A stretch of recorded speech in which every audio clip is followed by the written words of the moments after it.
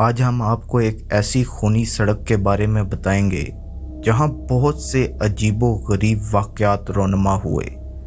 यहाँ तक कि गवर्नमेंट ने उस सड़क पर सफ़र करने को बैन कर दिया। सालों से उस सड़क पर बैन लगा है।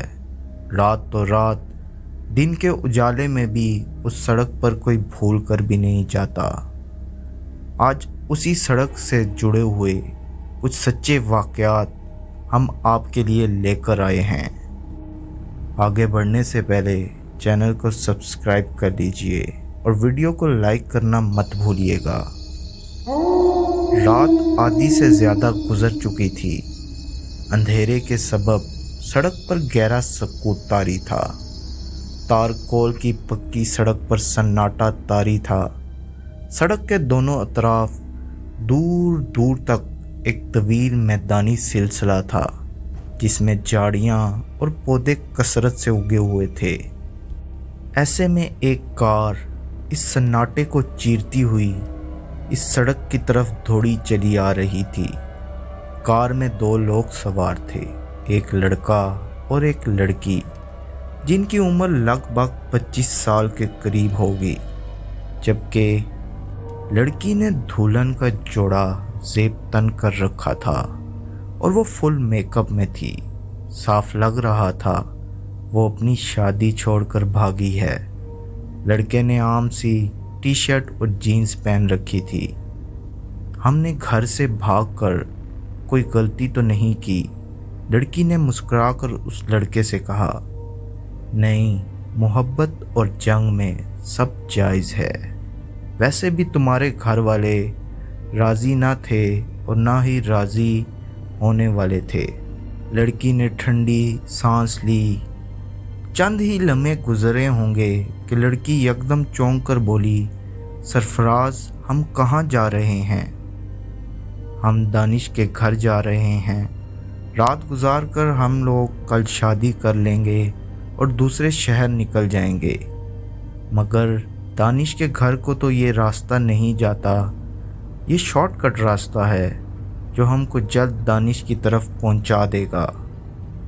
लड़की ने डरते हुए पूछा, कहीं ये वही खूनी सड़क तो नहीं जिसके बारे में मुख्तलिफ बातें मशहूर हैं? कार बड़ी ही तेज़ी से अंधेरे को चीरती हुई आगे बढ़ रही थी। लड़की की बात सुनकर सरफराज बोला, सदफ, तुम एक पढ़ी लिखी लड़की हो। आज के दौर में ये बातें मुहिज़ अफसानी हैं। इसने सड़क की जानिब देखते हुए जवाब दिया, इस सड़क के मुतालिक जो भी बातें हैं वो झूठ तो नहीं हो सकती।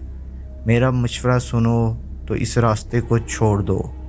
अभी ये बात हो ही रही थी कि साथ ही कार का तवाज़ुन बिगड़ गया। कार के बोनट से ना जाने क्या चीज़ टकराई जिसकी चमकती सुर्ख आंखें थी, जिसकी एक ही झलक उसको नज़र आई। कार लहराती हुई दाईं तरफ वाले मैदानी हिस्से में उतर गई। गाड़ी थोड़ी ही दूर चली होगी कि किसी चीज़ से टकरा कर रुक गई और सरफराज का सर स्टीयरिंग के साथ टकराया। सर पर लगने वाली चोट से वो बेहोश हो गया। लड़की चीखते हुए सरफराज को बुलाने लगी, मगर उसने कोई हरकत ना की। वो बेहोश हो चुका था। बाहर बिल्कुल सन्नाटा था। कार में सरफराज बेहोश पड़ा था और सदफ अकेली थी। दिल में अजीब अजीब ख्यालात आने लगे। उसने सड़क से जुड़े तमाम पुरअसरार वाक़यात उसके दिलो दिमाग में घूमने लगे। अगर इसको पता होता कि सरफराज इस सड़क से गुजरेगा तो वो कभी भी इसको इस सड़क की तरफ ना जाने देती। लेकिन अब क्या हो सकता था? सदफ डरते डरते कार से उतरी। उसने देखा कि कार के बोनट पर बहुत सा खून पड़ा है। हो सकता था ये उसी चीज़ का हो जो कार के बोनट से टकराई, और वो आगे बढ़ी। ये देखकर वो चौंक गई कि कार एक बहुत तवील कद आमद मुजस्मे से टकरा कर रुकी है। उसने गौर से उस मुजस्मे को देखा दूसरे पल वो चौंक गई।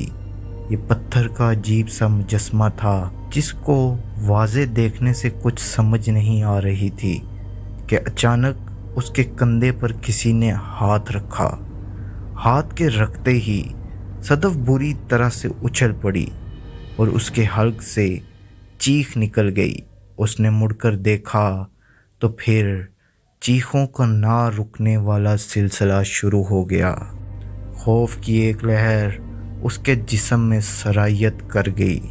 खून से भरे हुए एक बदनुमा चेहरे वाले लंबे इंसान ने सदफ को अपनी बाहों में पकड़ लिया, जिसके मुंह पर सिर्फ जख्मों के निशानात थे और जिस्म पर खून ही खून।